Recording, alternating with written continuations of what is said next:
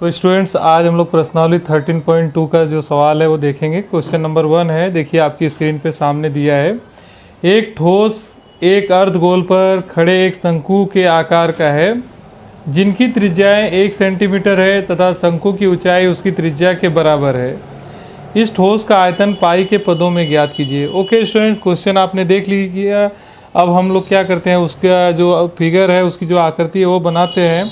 यहाँ पे बोला गया है कि जो ठोस है वह शंकु आकार का है। ठीक है, पहले हम यहाँ पे बनाएंगे शंकु। ठीक है, ओके स्टूडेंट्स, ये शंकु आकार का है, बट ये किसके ऊपर रखा गया है।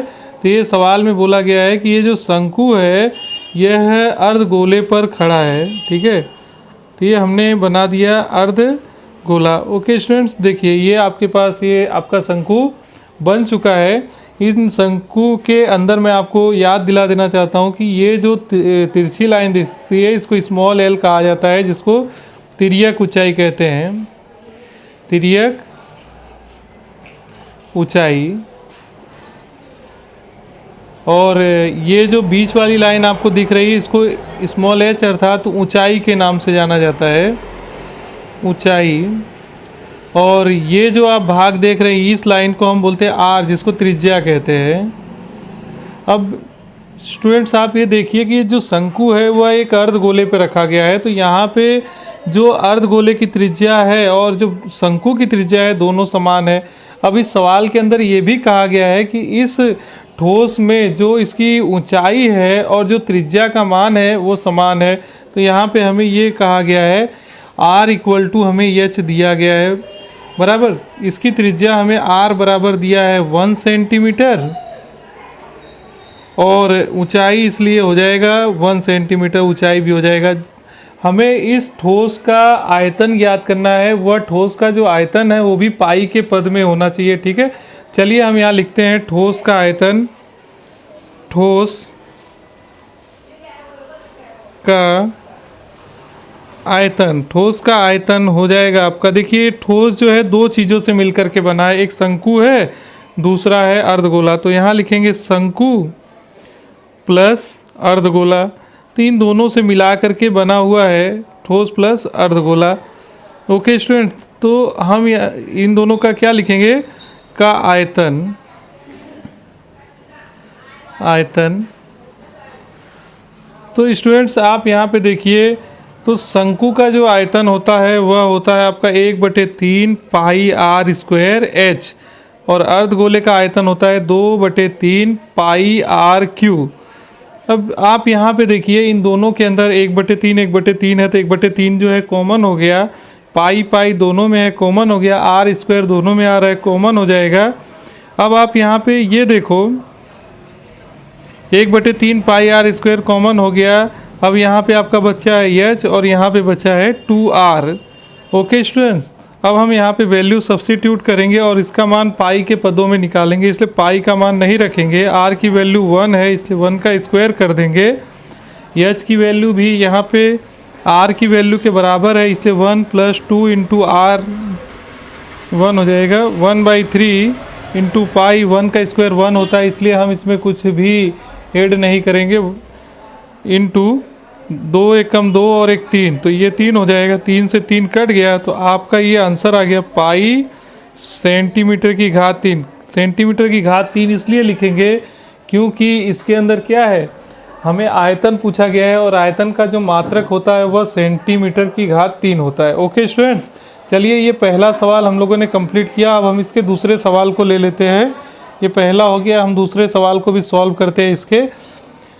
अच्छा, दूसरा सवाल क्या है देखिए, वह आपकी स्क्रीन पे है। देखिए क्या लिखा गया है, एक इंजीनियरिंग के विद्यार्थी रचेल से एक पतली एल्यूमिनियम की शीट का प्रयोग करते हुए एक मॉडल बनाने को कहा गया है जो एक ऐसे बेलन आकार का है जिसके दोनों सिरे पर 2 शंकु जुड़े हों। इस मॉडल का व्यास 3 सेंटीमीटर है और लंबाई 12 सेंटीमीटर है। यदि प्रत्येक शंकु की ऊंचाई 2 सेंटीमीटर हो तो रचेल द्वारा बनाए गए मॉडल के अंदर अंतर्विष्ट हवा का आयतन ज्ञात कीजिए। यहाँ मान लीजिए कि मॉडल की आंतरिक और बाहरी विमाएं लगभग बराबर है। ओके स्टूडेंट्स, तो हम लोगों ने सवाल देखा, उसको पढ़ा, हमें ये बात समझ में आई कि जो आपका मॉडल है वह कुछ इस तरह का है, वह बेलनाकार प्रकार की आकृति है। ठीक है, इस प्रकार की आपकी आकृति बनाई गई है। उसके ऊपर इस प्रकार से दोनों तरफ ये शंकु जुड़े हुए हैं। ठीक है, ये शंकु इस प्रकार से जुड़े हुए हैं। अब आप देखिए यहाँ से यहाँ तक ये टोटल ऊंचाई हो गई, टोटल ऊंचाई कैपिटल एच हो गई। ये हो गया आपका पूरा यहाँ से यहाँ कैपिटल एच। ठीक है, यहाँ से यहाँ तक की दूरी सबके लिए त्रिज्या कही जाएगी, उसको आर कहेंगे, स्मॉल आर। ओके, ये और ये हो जाएगी, ये जो ऊंचाई है यहाँ से लेकर के यहाँ तक वो शंकु की ऊंचाई हो जाएगी, और पूरी ऊंचाई वह ठोस की ऊंचाई हो गई। आर दोनों के लिए बराबर ही है। यहाँ पे चलिए हम लोग लिखते हैं मॉडल का व्यास। तो व्यास का मान हमें दिया गया है, व्यास दिया गया है, व्यास डी हमें दिया गया है, डी बराबर दिया है 3 सेंटीमीटर। इसलिए आर का जो मान हो जाएगा ये हमें मिलेगा 3/2 सेंटीमीटर। ओके स्टूडेंट्स, आर की वैल्यू मिल गई। अब हमें यहाँ पे दूसरी चीज़ क्या दी गई है, शंकु की ऊंचाई। शंकु की ऊंचाई, शंकु की ऊंचाई को हम लोग स्टूडेंट्स h1 ले लेते हैं, इसको लिखते हैं h1। वह हमें कुछ 2 सेंटीमीटर दिया गया है। ठीक है, अब हम यहाँ पे लिखेंगे कुल ऊंचाई। कुल ऊंचाई का मान दिया है, कुल ऊंचाई हमें दी गई है, कैपिटल एच मान लेते हैं, वह दिया गया है 12 सेंटीमीटर।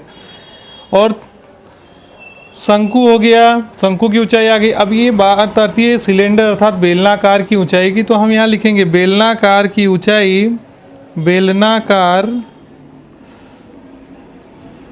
की ऊंचाई स्मॉल h2 मान लेते हैं, वह निकालना है तो कैपिटल H -2 h1 हो जाएगा। ओके स्टूडेंट्स, तो इसलिए h2 बराबर, देखिए स्टूडेंट्स, ये कैपिटल H की जो वैल्यू है हमें 12 दी गई है, -2 इंटू h1 2 दिया गया है, इसलिए जो इसकी ऊंचाई h2 हो जाएगी वो 12 - 4 हो जाएगी। इसलिए h2 की जो वैल्यू है वह हो जाएगा 8 सेंटीमीटर। तो स्टूडेंट्स ये तो हो गया, हमें किसकी ऊंचाई मिल गई, हमें बेलनाकार की ऊंचाई मिल गई। अब हम लोग क्या करेंगे, हमें इसमें मॉडल में अंतर्विष्ट हवा का आयतन ज्ञात करना है। तो हम यहाँ लिखेंगे मॉडल में अंतर्विष्ट हवा का आयतन, अंतर्विष्ट हवा का आयतन, हवा का आयतन, अंतर्विष्ट हवा का आयतन हो जाएगा। देखिए इसमें क्या क्या है, तो आप सबसे पहले देख रहे हैं कि भाई बेलनाकार है, बेलनाकार, साथ साथ में दूसरी चीज़ क्या दिया है, +2 गुणा, दोनों तरफ शंकु दिए गए हैं तो शंकु का आयतन लगेगा यहाँ पे, +2 गुणा शंकु का आयतन। ठीक है, अभी स्टूडेंट्स आप यहाँ देखिए बेलनाकार का जो होता है πr², बेलनाकार की ऊंचाई हमने h2 माना है तो यहाँ h2 लिख दिया जाएगा। यहाँ 2 गुणा इसका होता है 1/3 πr², h1 मानी गई है इसकी हाइट। अब दोनों में क्या कॉमन है, तो चीज़ें देखते हैं क्या क्या कॉमन है। तो हम देखते हैं पाई कॉमन है, r² कॉमन है, 3 का मल्टीप्लाई इधर करेंगे तो 3h2 हो जाएगा, यहाँ पे बचा 2 और πr² निकल गया तो 2h1 बच जाएगा, और बटे में आपको बचेगा यहाँ पे 3। तो स्टूडेंट्स आप यहाँ पे देखिए इसकी वैल्यू हम लोग यहाँ पे सब्स्टिट्यूट करेंगे। पाई की वैल्यू हो गई 22/7, आर की वैल्यू हो गई आपकी 3/2 इंटू 3/2, 2 टाइम लिखा जाएगा क्योंकि स्क्वायर है, गुणा ये बटे में 3 है, 1/3 हो जाएगा। इन द ब्रैकेट 3h2 की वैल्यू 8 आई है, +2h1 की वैल्यू कितनी है, h1 की वैल्यू 2 दी गई है। तो स्टूडेंट्स आप यहाँ पे देखिए इसे equal to 22/7 into 3/2 into 3/2 into 1/3। अब देखिए ये दोनों मिलके हो गया 24 और 2 दूनी हो गया 4, तो 24 और 4 हो गया आपका 28। ओके स्टूडेंट्स, ये हो गया 7 से 4 बार में गया, 2 से ये 2 बार में गया, 2 से वापस कट गया, ये 3 से 3 कट गया। आपका यहाँ पे देखिए क्या बचेगा, 22 इंटू 3 बचेगा, तो 66 सेंटीमीटर क्यूब। तो हवा में अंतरिक्ष, उसमें अंतरिक्ष हवा का आयतन जो है कितना आ गया, 66 सेंटीमीटर की घात 3 आ गया है। तो स्टूडेंट्स आज हम लोगों ने इस सवाल को, 2 सवालों को देखा। प्रश्नावली 13.2 के 2 सवाल देखे, काफ़ी इम्पोर्टेंट सवाल थे। चलिए एक सवाल बोर्ड की एग्ज़ाम में पूछा गया है, उसे भी हम लोग देख लेते हैं। पिछले साल बोर्ड की एग्ज़ाम में एक सवाल पूछा गया था इस पार्ट से, उस सवाल को हम लोग देखते हैं। सवाल देखिए आपकी स्क्रीन पे है। सवाल है, कोई तंबू एक बेलन के आकार का है जिस पर शंकु अध्यारोपित है। कोई तंबू एक बेलन के आकार का है जिस पर शंकु अध्यारोपित है। यदि बेलनाकार भाग की ऊंचाई और व्यास क्रमशः 2.1 मीटर और 4 मीटर है तो शंकु की तिर्यक ऊंचाई 2.8 मीटर है, तो इसे तंबू को बनाने में प्रयुक्त कैनवास का क्षेत्रफल ज्ञात कीजिए। यहाँ हमें क्षेत्रफल ज्ञात करना है, साथ ही 500 रुपया प्रति मीटर स्क्वायर की दर से इसमें प्रयुक्त कैनवास की लागत ज्ञात कीजिए। ध्यान दीजिए कि तंबू के आधार को कैनवास से नहीं ढका है। ओके स्टूडेंट्स, तो चलिए हम इसे सॉल्व करते हैं। ये मार्च 2020 में पूछा गया क्वेश्चन है। मार्च 2020 में 4 मार्क्स में पूछा गया क्वेश्चन था, उसको हम लोग चलिए सॉल्व करते हैं।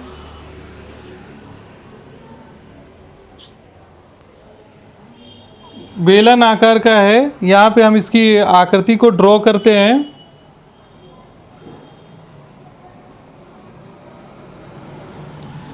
देखिए इसकी आकृति को ड्रॉ किया। ये बेलन आकार का है जिसके ऊपर शंकु अध्यारोपित है। ये देखिए आपके सामने आकृति मैंने ड्रॉ की है, इस पे ये क्या है, शंकु अध्यारोपित है। ठीक है, इसके क्षेत्रफल को ज्ञात करना है। पहले तो क्या क्या चीज़ें दी गई है उसे हम लोग देखते हैं। इसको हम बोलते हैं तिर्यक ऊंचाई। तिर्यक ऊंचाई, तिर्यक ऊंचाई जिसको यल कहा जाता है। ये वाली ऊंचाई को हम लोग एच बोलते हैं, ऊंचाई कहा जाता है।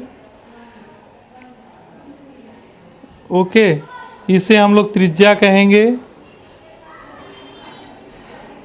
और ये हो गया यहाँ से लेकर के यहाँ तक की जो भाग है वो बेलनाकार की ऊंचाई हो गई। बेलनाकार की ऊंचाई, बेलनाकार की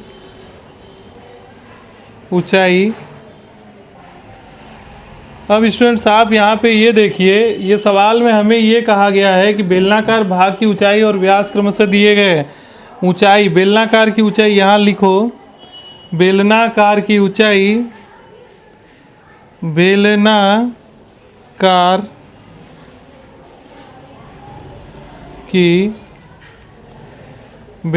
की ऊंचाई, आप इसको बेलनाकार की ऊंचाई जो है h मान लेते हैं। h इक्वल टू दिया गया है 2.1 मीटर। ओके, और दूसरी चीज़ व्यास दिया गया है वह 4 मीटर है। व्यास बराबर दिया गया है 4 मीटर। तो त्रिज्या r बराबर हो जाएगा आपका, देखो त्रिज्या r बराबर हो जाएगा 2 मीटर। ओके स्टूडेंट्स, अब आप यहाँ देखिए तिर्यक ऊंचाई, तिर्यक ऊंचाई की भी बात की गई है। तिर्यक ऊंचाई को स्मॉल l कहते हैं। तिर्यक ऊंचाई स्मॉल l बराबर बेटा आपको क्या दिया गया है, 2.8 मीटर दिया गया है। ओके, अब चलिए हम लोग सवाल पे जाते हैं। हमें क्या निकालना है, तो कैनवास का क्षेत्रफल ज्ञात करना है। तो हम यहाँ लिखेंगे, यहाँ लिखा जाएगा कैनवास का क्षेत्रफल,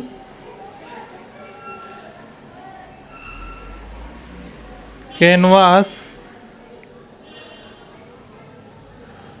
का क्षेत्रफल।